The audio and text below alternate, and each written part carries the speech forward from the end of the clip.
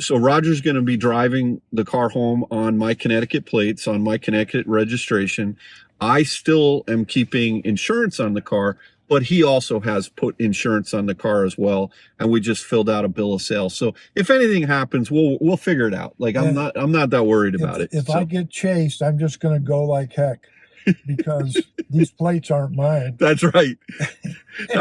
Maybe I shouldn't sell the car to you. Hello and welcome to another episode of Out of Spec Dave, where today is a little bit of a bittersweet day. It's the day that I'm saying goodbye to the Cadillac ELR right over here. This has been such a great experience for me. While Kyle has had my Model X out west, you know, buying both the Volt and the ELR, both Gen 1 Voltec technology, and sort of experiencing a little bit of a hybrid, a plug-in hybrid. And I've had a blast with it. But alas, I made the decision that I would sell the ELR. And guess what? The ELR did sell. It actually sold to a viewer over eBay. And today, that viewer, Roger, he's flying into Westchester County Airport, and I'm going to be delivering the car to him. And I can't wait to actually share this beautiful ride with him. What a great guy. I hope he has a lot of enjoyment with this car. I sure will miss it. Man, is it a looker. Look at that thing. So let's get into sort of my thoughts about the Cadillac ELR and say goodbye the proper way.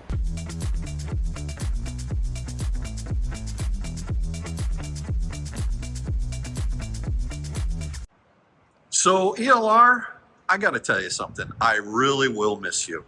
Look at how proud you are. You were happy to be part of the Out of Spec team for a little while. Hopefully we made you a little bit famous and at least made people aware of this car. I can tell you that for one, I had no idea that this car even existed. I mean, I just didn't have my eye on the ball, I guess, when it came to, you know, plug-in hybrids. I mean, of course I knew about the Volt, but I didn't realize that Cadillac had actually taken the Volt and turned it into something that's really a piece of art. I think this is also a little bit of a piece of history in the sense that, you know, look, they only made about 2,900 of these. This one being the 2016 version where they only made 543. So, you know, dare I say, I don't know if this will be a collector's item someday. Maybe I'll regret selling this thing for 16 grand on eBay. You know, my cost on the car was $13,995. I put $1,325 into with tires. I did an oil change, which was, I don't know, I changed the wiper blades, call that another $100. What else did I do? Oh, I took it to Cadillac and I had them, I had to pay them $250 to tell me that it would cost $2,400 to fix the heated seats that don't work. And then I had to register the car and pay tax on it as well. So I think my overall cost on this car was right around $16,500, somewhere in there. So look, for me, it's been a break even. I bought it right. I think that Roger got a great deal. I was a little surprised that it didn't sell for more. I had over 3,000 views on eBay. It's not as if I didn't get the word out there that this car was for sale. I had 118 people watching the auction. I put it out there as a no reserve auction at $15,900, and within a day and a half, someone hit that bid. So I knew the car was sold, and then it basically only went up to 16. Roger had the high bid, and so you know, eBay is a funny thing because what happens is you know you gotta actually find the right person, and it's only a 7-day auction, so. You know, that sometimes the timing of when someone is actually looking for a car like this may be a little bit off. But the other two 2016s that were on eBay, they were well over $20,000. So I think Roger has got a pretty safe purchase here, you know, at 16 grand.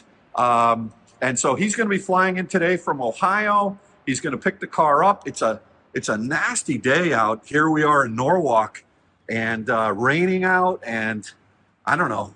Hopefully his flight won't get delayed. But look at this. Look at the lines on this car. I mean, this car, the history of this car is I'm the third owner, and This car lived its entire life down in Florida, and I believe it was garaged. We've got about 107,400 miles on the car right now. I bought it with, I think, 106, so I only put about 1,500 miles on the car.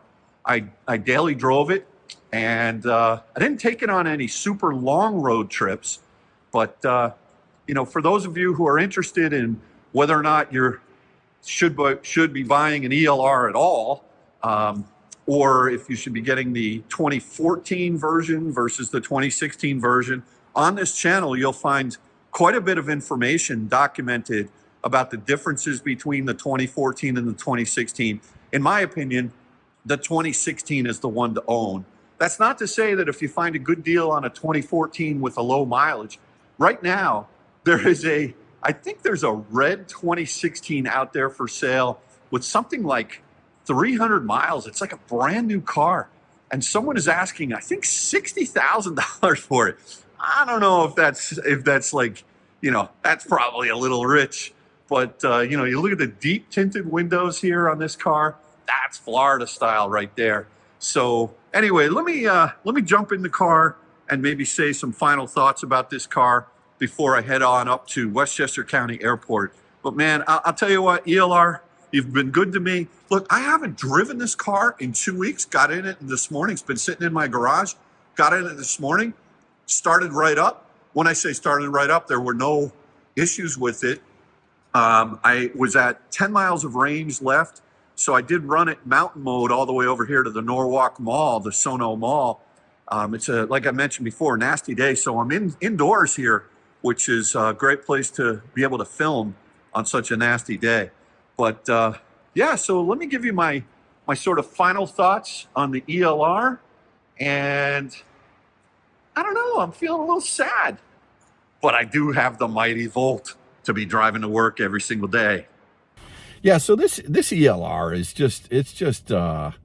is just old school in the sense that, you know, it's got that Cadillac feel. I think this is a very special car, and I think in the right hands of the right person who appreciates what it is and will take care of this car. And a new owner, he's already told me he's going to have this. I have a little problem with the Q system. There's a dead spot in the screen. He's going to fix that. His son is very handy. He's also going to replace the skin on the seat where it had a little tiny hole in the seat. The seats are actually in really good shape. And yeah, I was very impressed with this thing has got full leather dash. I mean, it's like, you know, the burlwood interior. I mean, Cadillac really stepped it up and tried to actually put a car out there using existing, very inexpensive at the time, you know, technology. I should say inexpensive to the marketplace. I'm not sure how much GM lost money on this particular vehicle, but I mean, you could buy a Volt with the same drivetrain for you know, 38 grand, and this thing was 75 grand when it came out. And this car does have adaptive cruise. There were, you know, by the time you put in tax, this thing was well over 80 grand. And you did get the $7,500 federal tax credit. It didn't matter how much money you made back then because it was a pure EV. And the reason it was a pure EV was because the engine is actually a generator. It's a very sophisticated system. Again, watch the older videos, but there's so much incredible technology in these, whether it's the Volts or the ELRs, that really GM, in my opinion, sort of threw out the window when they canceled the Volt. I hope they bring it back. I think, you know, we'll see. I mean, I don't know what's going to happen, but look, you know, I'm super happy that I've had the time to sit in this vehicle, to drive this vehicle, to spend time with it, to really get to understand what this was when it was brought out back in 2014.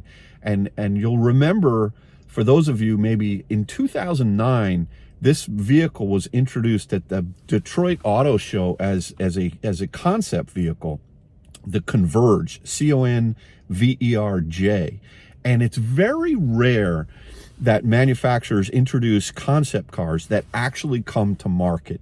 And this, back then in 2009, it was, you know, it basically was the exact car that was brought out in 2014. But what happened between 2009 and 2014, if you remember, GM went bankrupt, right? And this project was put on hold, but then it was brought back to life and they did bring it out. It just didn't sell.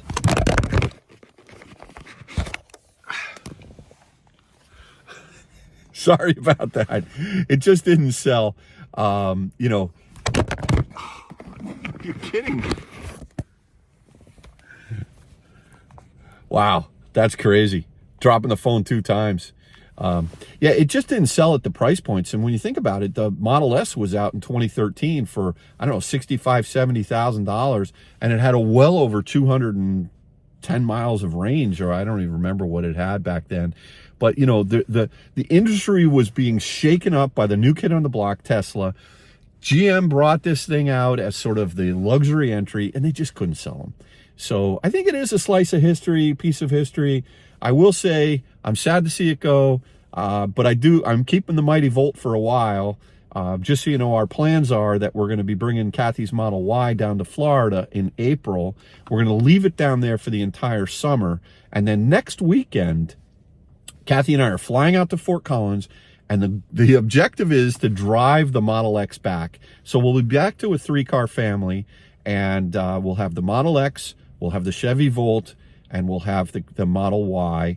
But over the summer, I'm just going to have the Volt and the X. So I would say, unless I decide to keep the Volt, you know, over the summer or towards the end of the summer, that one might be coming up for sale. And I already have a buyer for that. I actually already have 5 buyers for the Volt. You know, the thing about the Volt was it was a rare find because it was a single owner car up in Albany, New York, clearly garage kept, just like this car was kept really well, even though it's got 107,000 miles versus the Volt, which has 144,000 miles.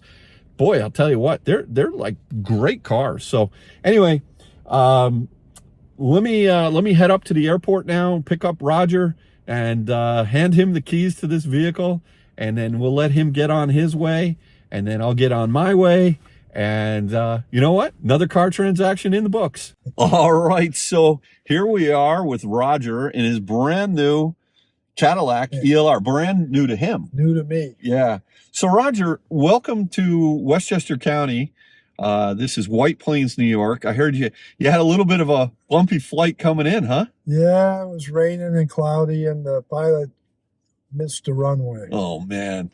But he went around. It was okay. And the word was that had he not landed it the second time, he was going to go to Wilkes-Barre, Pennsylvania. That's correct. So, you know, that would have put a big curveball in our plans. But and Dave's been real nice. He included a couple paddles in the back here so I can make sure I can get home. We put the canoe on the roof, you know. So, so Roger, what got you interested in this Cadillac ELR? Tell me about that. Well, I've been driving Teslas for what, 6 years.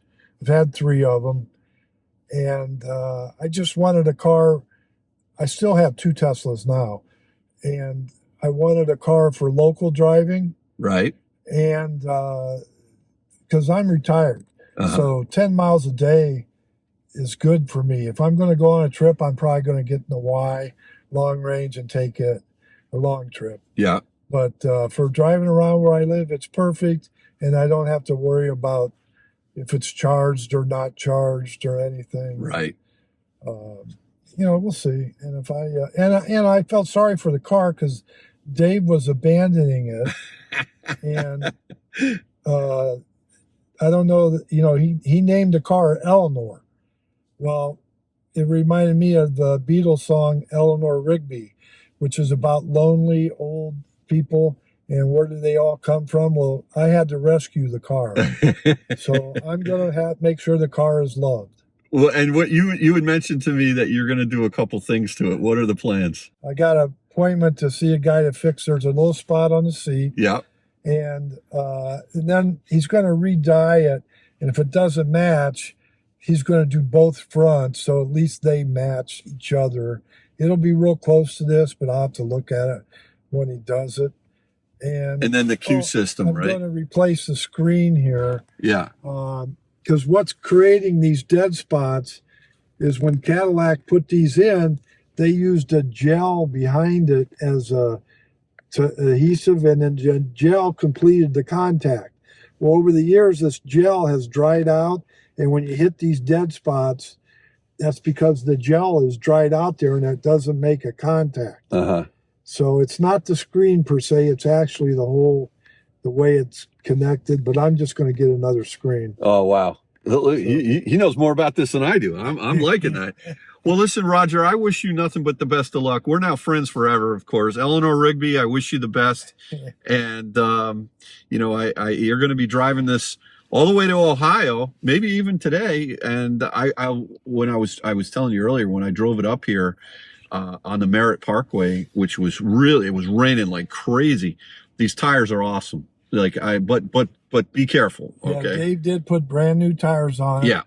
Yeah. So, and just from a logistics standpoint, you know, it's kind of tricky when you buy a car on eBay, and I just registered the car the other day, and I don't have the title yet. And what I tend to do is, as whoever I sell cars to, we end up getting to know each other, right? We've spoken on the phone a few times, and so Roger's going to be driving the car home on my Connecticut plates, on my Connecticut registration. I still am keeping insurance on the car, but he also has put insurance on the car as well, and we just filled out a bill of sale. So if anything happens, we'll figure it out. Like, I'm not that worried about it. If I get chased, I'm just going to go like heck, because these plates aren't mine. That's right. Maybe I shouldn't sell a car to you. I don't know. Well, listen, Roger, you have a very good time driving home. Be safe. Yeah. And we'll keep in touch for sure. Let me know how you're doing if you have any questions about the car. We couldn't figure out how to get it in CarPlay. I know we will. Yes. Or you will. Yeah. You seem pretty technologically advanced, so that's good. And in the meantime, you've got both key fobs. You got the ticket to get out of the garage. Yep. Good. Yeah, we're good. All right. Well, Roger, handshake. Here we go. Good meeting you. Have a safe trip home. All right. Thank you very much. You're welcome. Bye-bye. All right, and there it is. Roger backing out. All right. Careful. See you later, Roger. Have a good trip home. There goes the ELR. All right. So as the ELR drives off into the sunset, everybody enjoy yourselves. Now I've got room to bring the Model X home. I hope Roger gets home safely. It's nasty out there. And off we go. Anyway, thanks again for watching another episode of Out of Spec Dave. We'll catch you on the next one. Take care now. Bye-bye.